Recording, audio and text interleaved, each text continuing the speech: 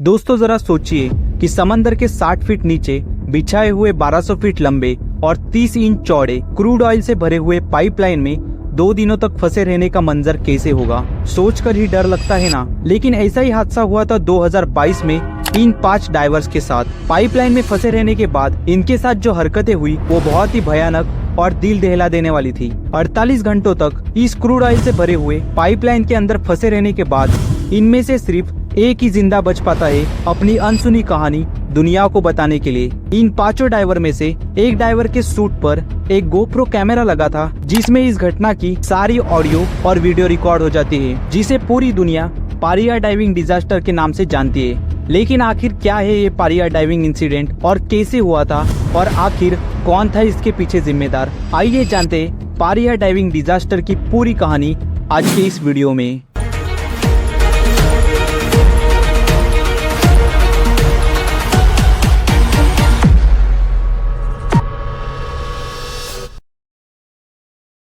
पच्चीस फरवरी 2022 LMCS के diverse के लिए नॉर्मल वर्किंग डे जैसा ही था। LMCS जो कि land and marine construction services की कंपनी थी और उन्हें Pariya fuel trading limited company के पाइपलाइन के मेंटेनेंस का कॉन्ट्रैक्ट मिला था। पारिया फ्यूल जो कि ट्रिनिडाद और टोबैगो में स्थित एक गवर्नमेंट ओन ऑयल कंपनी है। इस पाइपलाइन के मेंटेनेंस के ऑपरेशन को LMCS के 5 professional divers Kazim Ali junior, Yusuf Henry, Faisal Qurban, Rishi नागासर और क्रिस्टोफर बुद्रम हैंडल कर रहे थे। इन 5 डाइवर्स को जिस पाइपलाइन के मेंटेनेंस का काम करना था वो समंदर के सतह से 60 फीट नीचे बिछाई हुई 1200 फीट लंबी और 30 इंच चौड़ी एक यू शेप की साइज की पाइपलाइन थी और इस पाइपलाइन के 2 एंड थे, बर्थ 5 और बर्थ 6।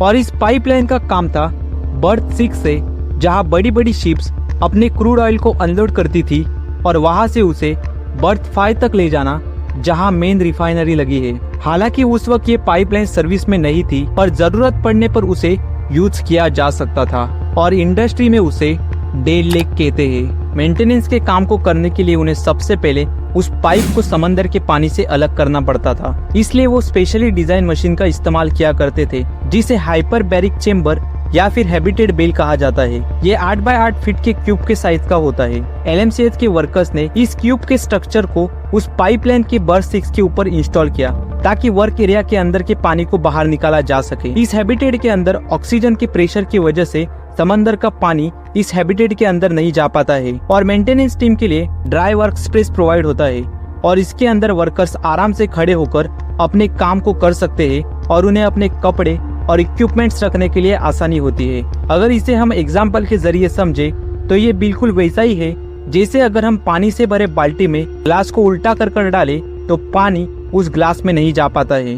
बेशक उन्होंने इस काम को हजारों बार कर चुके थे लेकिन उस दिन उन्हें मेंटेनेंस के साथ एक और काम करना था, यानी उस पाइप में लगाए गए हवा से भरे हुए रबर के प्लग को बाहर निकालना था। ये रबर का प्लग कंपनी ने 2 हफ्ते पहले ही लगाया था ताकि उस पाइप से तेल या अंदर बनने वाले हाइड्रोकार्बन बाहर ना निकाल पाए। वो लोग ये नहीं जानते थे कि पाइप में पहले से ही डिफरेंशियल प्रेशर बना हुआ है जिसे डेल्टा पी भी कहते हैं। हम इस डिफरेंशियल प्रेशर यानी डेल्टा पी को एग्जाम्पल के जरिए समझते हैं। ऐसे समझिए कि वहाँ पर उस पाइप में जो इन्फ्लेटेबल प्लग लगा हुआ है जो उन्हें वहाँ से निकालना है, अगर वो उसे निकाल देंगे तो हैबिटेट में मौजूद हाई प्रेशर उस पाइप की लो प्रेशर की खाली जगह पर जाने की कोशिश करेगा ताकि सारे सेक्शन में सेम लेवल का प्रेशर क्रिएट हो जाए। इसका मतलब ये है कि वो हैबिटेट वाला प्रेशर जब उस पाइप में अपनी जगह बनाने के लिए तेजी से जाता तो वो अपने साथ आसपास की सारी चीजों को अपने साथ अंदर लेके चला जाता, फिर चाहे वो कोई इक्विपमेंट्स हो या फिर चाहे कोई इंसान ही क्यों न हो। कुल मिलाकर उस रबर के प्लग को हटाना उनके लिए मौत को बुलाने जैसा ही था। लेकिन वो 5 डाइवर्स इससे अनजान थे।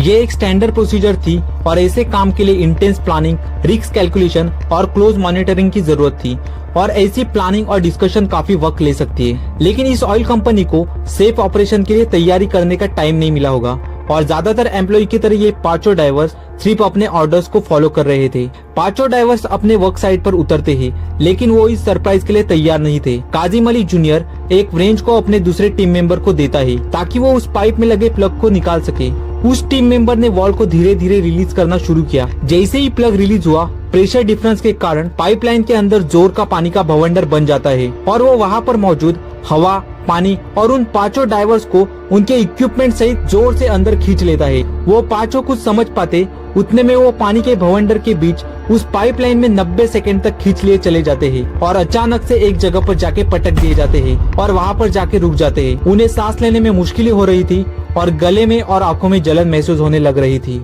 लेकिन इस बीच एक अच्छी बात ये थी कि खुशकिस्मती से वो पांचों डाइवर्स एक ऐसी जगह पर आके रुक गए थे जहाँ पर पाइपलाइन के नीचे सपोर्ट मौजूद थे, जिसके चलते पाइप के नीचे जगह जगह पर उठाव मौजूद थे, जिसके कारण वहाँ पर छोटे छोटे एयर पॉकेट्स बने थे और एयर पॉकेट्स से थोड़ी थोड़ी हवा पास हो रही थी, जिसके चलते वो लोग जैसे तैसे करके सांस ले पा रहे थे। उन पांचों डाइवर्स की सर्वाइवल की जंग की ये सिर्फ शुरुआत थी। वो काफी डरे हुए थे और इंजरी से गुजर रहे थे। इस डर और अफरा तफरी के बीच उन्होंने जोर जोर से एक दूसरे के नाम पुकारे, जिसके चलते उन्हें ये समझ आया कि वो सारे पाइप के अंदर जिंदा है और वो एक दूसरे से बात करते रहे और एक दूसरे को हिम्मत देने की कोशिश करते रहे। गोप्रो कैमरा जो उनके साथ था उसमें हर एक पल रिकॉर्ड हो रहा था। उनके डर और संघर्ष की आवाज उसमें कैप्चर हो रही थी।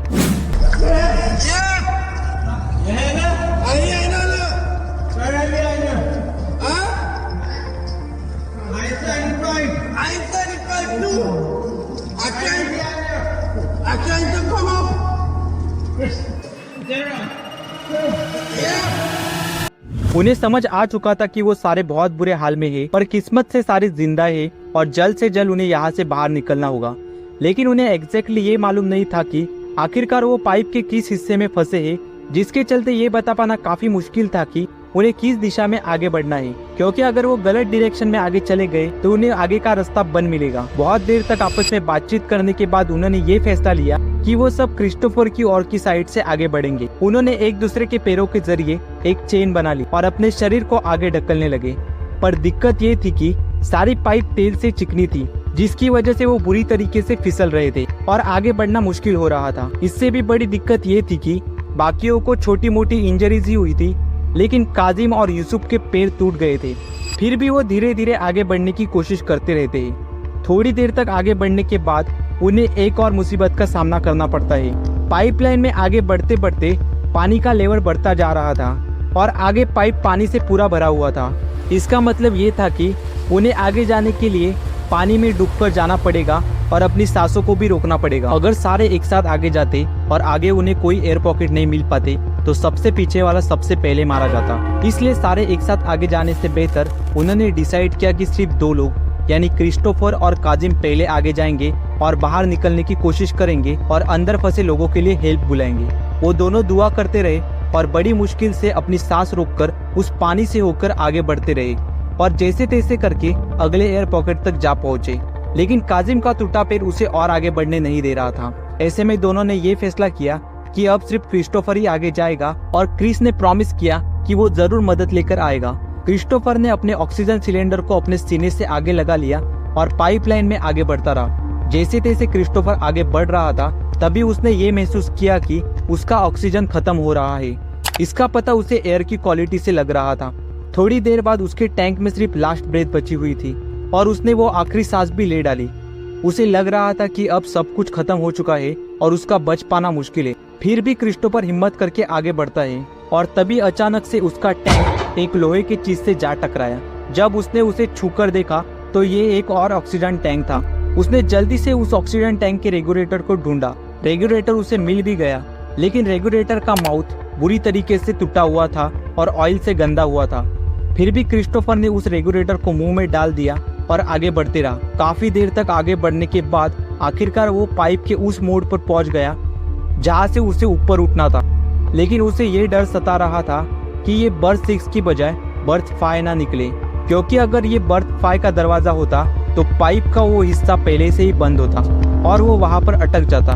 क्रिस्टोफर भगवान का नाम लेते हुए आगे बढ़ता है और बस यही प्रार्थना करता है कि ये दरवाजा बर्थ 6 ही हो, क्योंकि वो पांचों डाइवर्स बर्थ 6 के जरिए ही पाइप के अंदर खींच लिए गए थे, जहां उन्होंने पहले से ही उस रबर के प्लग को निकाला था। इसका मतलब उस पाइप का मुंह पहले से ही खुला होगा। क्रिस्टोफर ने अपनी पूरी ताकत लगाकर उस पाइप के टॉप पर पहुंचने की कोशिश की, उसकी किस्मत उसका साथ दे गई। जब वो उस पाइपलाइन के दरवाजे तक पहुंचा तो वो बर्थ 6 ही था। उसके बाद उसने जोर जोर से चिल्लाना शुरू किया और पाइप को जोर जोर से बजाने लगा, जिसके चलते शिप पर मौजूद टीम का ध्यान उस पर गया और चेन की मदद से उसे बाहर खींच लिया गया। जब क्रिस्टोफर को बाहर निकाला गया तब वो खुशी से भावुक हो गया था, क्योंकि वो जानता था कि अब वो बच गया है और अब उसके साथियों को भी बचा लिया जाएगा। जिसके बाद तुरंत उसने टीम को बता दिया कि पाइप के कुछ हिस्सों में एयर पॉकेट बने हुए हैं, जहां पर बाकी के 4 डाइवर्स अभी भी जिंदा है और वो वहां पर फंसे हैं। क्रिस्टोफर ने उन्हें सारी चीजें एकदम डिटेल से बताई ताकि उन्हें उन डाइवर्स के पोजीशन का पता लगाने में ज्यादा तकलीफ ना हो और कम से कम वक्त में टीम उन डाइवर्स को ढूंढ पाए और उन्हें बाहर निकाल सके। क्रिस्टोफर बहुत ही ज्यादा थका हुआ था और उसकी आंखों और फेफड़ों में ऑयल की वजह से जलन हो रही थी। इसके बाद उसे तुरंत हॉस्पिटल ले जाया गया, लेकिन इसके बाद LMCH की टीम को क्रिस्टोफर की कहानी पर विश्वास नहीं था। कंपनी को लगा कि पाइपलाइन पूरी तरीके से ऑयल से भरी हुई है और जो ऑक्सीजन टैंक उनके पास है वो सिर्फ 1 घंटे तक ही काम करेंगे, जिसका मतलब कि वो उतनी देर तक वहां पर जिंदा नहीं रह सकते। लेकिन इसके बाद LMCH के कुछ टीम मेंबर्स नीचे पानी में उतरते हैं और उस पाइप को बजाने लगते हैं ताकि वो ये जान सके कि क्या सच में इस पाइप में अभी भी कोई जिंदा है या नहीं। तो सामने से भी उन्हें पाइप के अंदर से खटखटाने की आवाज आ रही थी। वो लोग भी पाइप बजाकर जवाब दे रहे थे। इसका मतलब साफ था कि वो लोग अभी भी वहाँ पर फंसे हैं और वहाँ पर जिंदा है। लेकिन LMCH के किसी भी टीम मेंबर के पास उन्हें बाहर निकालने का एग्जैक्ट प्लान तैयार नहीं था। रेस्क्यूअर्स के पाइप बजाने की आवाज से अंदर फंसे चारों को काफी सुकून मिल रहा था। वो लोग सोचने लगे कि बाहर हमारे मदद के लिए जोरों शोरों से रेस्क्यू मिशन शुरू हुआ होगा। रस्सियां, एयर टैंक्स और डाइविंग गियर सब कुछ तैयार किया जा रहा होगा और अब हम थोड़ी ही देर में यहाँ से बाहर निकल जाएंगे। पर घंटों बीतते गए, उन्हें रेस्क्यू का कोई अता पता नहीं दिखाई दे रहा था। ना ही पाइप के अंदर किसी की आने की आवाज, ना ही उस पाइप को काट कर उन्हें बाहर निकलने की कोई मेहनत दिख रही थी। वो घायल डाइवर्स आने वाले कई घंटों तक वहाँ फंसे रहे, ऑयल से, समंदर के पानी से और कार्बन डाइऑक्साइड के भाप से भरे पाइप में बस घायल अवस्था में सिर्फ वहाँ पड़े रहे। जैसे जैसे वक्त गुजर रहा था, पाइप में हवा भी कम होते जा रही थी और उनके लिए सांस लेना उतना ही मुश्किल होते जा रहा था। पर वो चारों इंतजार के अलावा कुछ नहीं कर सकते थे। उन्हें बचाने के लिए कोई रेस्क्यूअर्स नहीं आया, ना ही उन्हें बचाने की कोई कोशिश की गई। बहुत ही दर्द भरा पल होता है जब हमें पता चलता है कि हमें ऐसे ही हालत में मरने के लिए छोड़ दिया गया है। इस हादसे में LMCH, पारिया कंपनी और कोस्ट गार्ड की भूमिका पर काफी सवाल उठे। कुछ लोगों का कहना था कि पारिया कंपनी वालों ने उनकी जान बचाने के लिए पाइप में जाने वाले डाइवर्स को रोक लिया था। इस पर पारिया कंपनी का कहना था कि उनके पास उन डाइवर्स को बाहर निकालने के लिए एग्जैक्ट प्लान तैयार नहीं था और अगर हम किसी को भी रेस्क्यू करने के लिए अंदर भेजते तो वो और भी ज्यादा रिस्की होता। उनका मानना था कि वो लोग इतनी देर तक जिंदा नहीं रह सकते और अंदर से आने वाली ठक ठक की आवाज किसी और चीज की थी। Because everything inside me open and rescue. Everything inside me open and rescue was going on. Nobody was making an attempt to rescue me. I always somebody who doesn't know what's going on, and I was always somebody who could control and see things through and feel like. और वही coast guard का कहना था कि उनसे कहा गया था कि पारिया कंपनी वाले उन्हें बचाने के लिए खुद कोशिश कर रहे हैं, लेकिन सच तो ये था कि उन डाइवर्स को उसी हालत में वहां मरने के लिए छोड़ दिया गया था। 25 फरवरी को 5 बजे जब क्रिस्टोफर को रेस्क्यू किया गया था तब तक वो लोग जिंदा थे। यहाँ तक कि बहुत लोगों का मानना था कि उन्होंने लगभग 48 घंटे तक उस पाइप से ठक ठक की आवाज सुनी थी। 27 फरवरी को पारिया कंपनी के चेयरमैन न्यूमैन जॉर्ज ने प्रेस कॉन्फ्रेंस में बताया कि बाकी बचे हुए डाइवर्स को मृत मान लिया गया है। 28 फरवरी शाम के 7 बजे कंपनी वालों ने फ्लश करके 3 डाइवर्स की बॉडी को निकाल लिया, लेकिन एक डाइवर की बॉडी अभी भी उस पाइप में फंसी हुई थी। 3 मार्च 2022 को करीब 12:30 बजे उस बॉडी को भी बरामद कर लिया गया था, जो कि ऋषि नागासर की थी। उनकी डेड बॉडी की हालत इतनी खराब थी कि उन्हें पहचानना भी नामुमकिन था। डेड बॉडीज की 2 बार ऑटोप्सी कराई गई, पर दोनों रिपोर्ट्स में अलग अलग रिजल्ट आ रहे थे। लेकिन इन रिपोर्ट्स में पाया गया कि फैजल कुर्बान 26 तारीख को शाम के 6 बजे तक जिंदा था, तो यूसुफ हेनरी 27 तक और ऋषि नागासर 25 की रात तक। Yusuf Henry, Faisal Kurban, Rishi Nagesa. The bodies of 3 of the divers, namely Kazim Ali Jr., Yusuf Henry, and Faisal Kurban, were recovered on Monday, the 28th of February 2022, and the body of Rishi Nagisa was recovered on Wednesday, the 2nd of March 2022. तो दोस्तों ये थी Pariya diving incident की कहानी। इस पर आपके क्या ओपिनियन से कमेंट्स में ज़रूर बताना, और अगर वीडियो पसंद आया हो तो लाइक करना और शेयर करना मत भूलना, और ऐसे वीडियोस के लिए फिक्शन वालों को सब्सक्राइब करना ना भूलें, क्योंकि रील या रियल हर स्टोरी में फील।